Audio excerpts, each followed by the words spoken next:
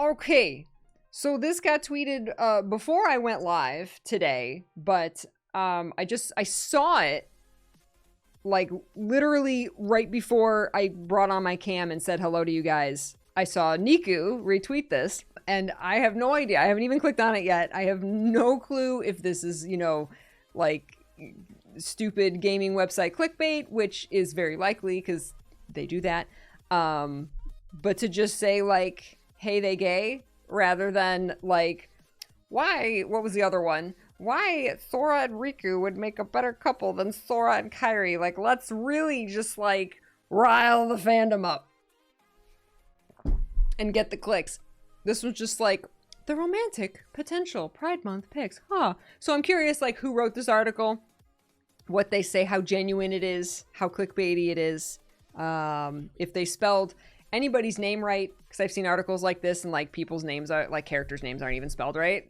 So it's like, how serious are you? Like, you know, you wrote this in 5 minutes. So I don't know, but the gamer tweeted, Sora and Riku's relationship is one of the best parts of Kingdom Hearts, and their potential for a romantic relationship is like no other. Looky do at this. So here we go.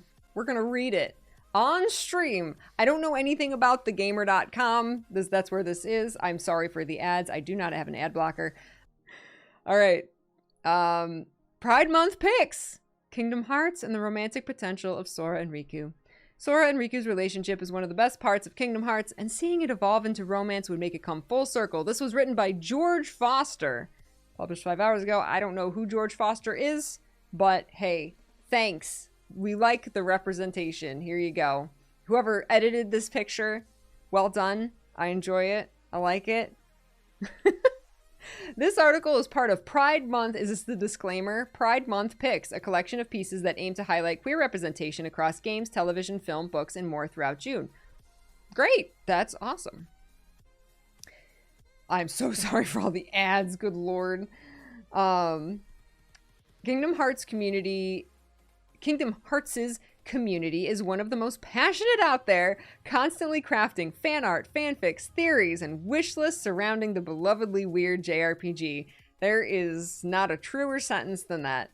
Its fans are also very queer, with one of the most popular Kingdom Hearts fan theories being how Sora and Riku have feelings for one another. Although it's a theory that Michael Don't Say Gay Mouse is unlikely to ever make it into a reality, especially considering how Kingdom Hearts 3 once again seemed to push Sora and Kairi as the central romance. No, it did not, but I see how people read it that way. It's easy for fans to believe. From the very beginning, Sora and Riku are portrayed as the closest of friends, so close that they wanted to run off and explore the world together, ready to leave everything else behind. When Kairi suggests to Sora that they take the boats and leave without Riku, he's having none of it, and when he finally reunites with him in Traverse Town a little later on, it's clear just how much they care about one another.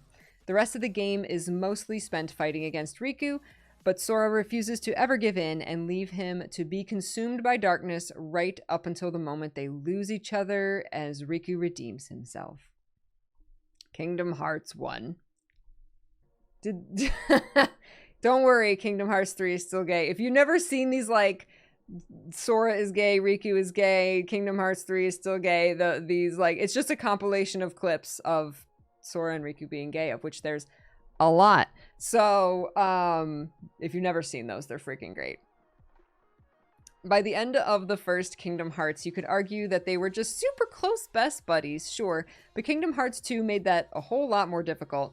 Throughout the whole game, all that Sora talks about is finding Riku again, running after him in every world and barely giving notice to the fact that Kairi is out there somewhere too with Axel. They're far more than just guys being dudes. These boys are fruity. What? Hey, what's up, Joe? The author of this is watching and peeing himself with excitement. That is amazing. I'm so glad that you're here. That's amazing. All right, this comes to a head after the two finally find each other in the final stretch of the game, and Sora tearfully falls to his knees and cries, thinking that he'd lost Riku for good. Even when I first played Kingdom Hearts 2, when I was 7, oh, y'all are so young.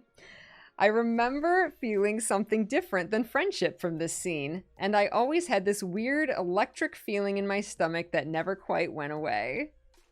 The scenes between Sora and Riku in the Realm of Darkness are some of my all-time favorite in the series, and perfectly demonstrate why people love pairing them together. As they hold each other on the edges of light and darkness, they each tell the other that they're fine so long as they're no longer apart, and submit to a life together in the darkness. It's true. They were fine being in darkness forever, as long as they were together. It's true. Then came Dream Drop Distance, where the two take part in the Mark of Mastery exam with one another, and once again, only talk about finding the other. Riku's affection for Sora comes to a head here, stroking a vision of his face in Traverse Town, forming their own special Keyblade, lovingly nicknamed the Gay Blade by the community, and then being revealed as his Dream Eater towards the end of the game. Dream Drop Distance, the gayest of the Kingdom Hearts games. Although Dream Drop Distance is one of my least favorite Kingdom Hearts games, understandable. It's fine. Y'all gotta have a least favorite, right? That's fine. It's essential for Riku's character as he accepts the darkness that previously held him back and risk his life to save Sora.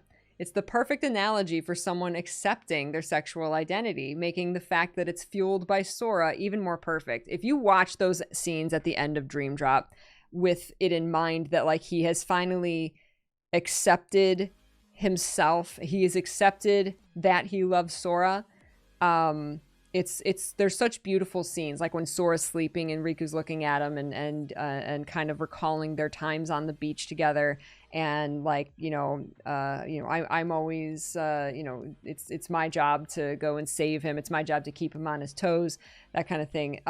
It's like he really does like not only like finally balance that light and darkness within himself in Dream Drop, but he accepts himself. He accepts himself in so many ways, and I think part of that is accepting his feelings for Sora, and that even if he can't express that openly, that's okay, and he accepts that having those feelings is okay. And then I mean, Michael Mouse looks him in the face and says, "That's okay. That's why you're strong." In Kingdom Hearts 3 was just like the perfect follow-up. The perfect follow-up.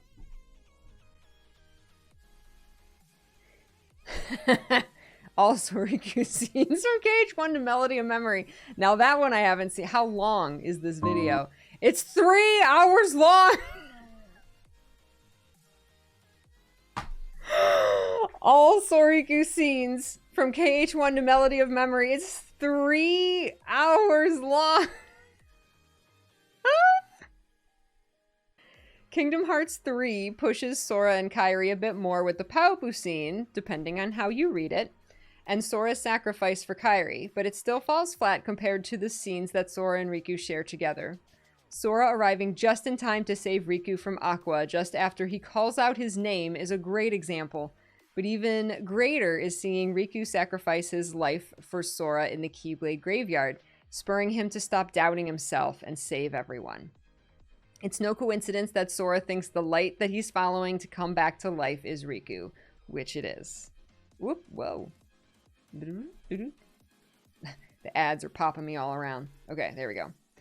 If you believe that Sora and Kairi should end up together, that's just as valid as a theory as Sora and Riku, especially considering certain scenes like the end of the original Kingdom Hearts and when Kairi saves Sora from the darkness in Kingdom Hearts 3. But it's one that I find harder to believe thanks to their lack of chemistry and screen time. I would agree. There are moments where it's portrayed as more romantic, like at the end of Halloween Town in Kingdom Hearts 2, where he imagines the two dancing, or in the first game's ending where he promises to come back to her. But anytime the two are supposed to come off as a pairing, it feels awkward and childish, like the idea of romance from someone who's never really experienced it. Yes, you get it. You get it. You get it. Admittedly, Soriku is a ship I feel strongly about, mostly because it helped me come to terms with my own bisexuality. Yay! Seeing how close these two were on screen and how honest they were with their feelings helped me accept a lot about myself that I never knew was even there. So I'm always hoping that it'll come to pass as something more than just a fan theory and inspire others just like me. That was a very, very nice article, George. It didn't like poke fun at other ships. It didn't like put them down. It didn't like, you know, it's so easy when talking about either Soriku or Sokai. It's so easy to fall into like fandom war territory, right? There's different ways to interpret a lot of things in the series, including character relationships, because beyond friendship, nothing is confirmed. Everything is left open to player interpretation. And I think that's really beautiful. And as much as I want to see Soriku be canon or confirmed, or those feelings confirmed in some way or another, there's a beauty in keeping it up to fan interpretation and keeping it up to what means the most to people. And yes, seeing a gay romance represented in a major franchise like Kingdom Hearts would be groundbreaking and would be so affirming and so just progressive and mean so much to so many people who also feel that way. At the same time, like the article even said, if you interpret Sora and Kairi that way, that it's valid. It's valid too. Like I always say, all ships are valid. You're thinking, especially now because nothing's canon, all ways of thinking, all ships, all like it's all valid, and it's all at the end of the day, it's all in fun. And shipping inspires creativity. Shipping inspires these kind of discussions and communication and affirmation for people who do feel this way. And I mean, George even said that like seeing their relationship and how close they are and how much they obviously mean to each other, helped you see that kind of relationship and affirm your own sexuality, and that's so huge. And that's why this is important, and representation is important. Just having this out there, having that representation, flat out saying, making it about Sora and Riku's relationship, but not discounting those who see Sora and Kairi, because that's just like, I feel like you can't see one without acknowledging the other side of the fandom. But it wasn't putting anybody down. It wasn't saying like, oh, you're totally invalid, or come on guys, like Soriku's obviously the ship or whatever. It kind of recognized both sides, which I think is very important, because shipping is about fun. It's a video game. These are fictional characters. They don't exist. So their relationships don't exist. So it's what we see in them that's important, and what they mean to us, and what they show us about ourselves, what we take away from the story and the characters and their relationships, that's important.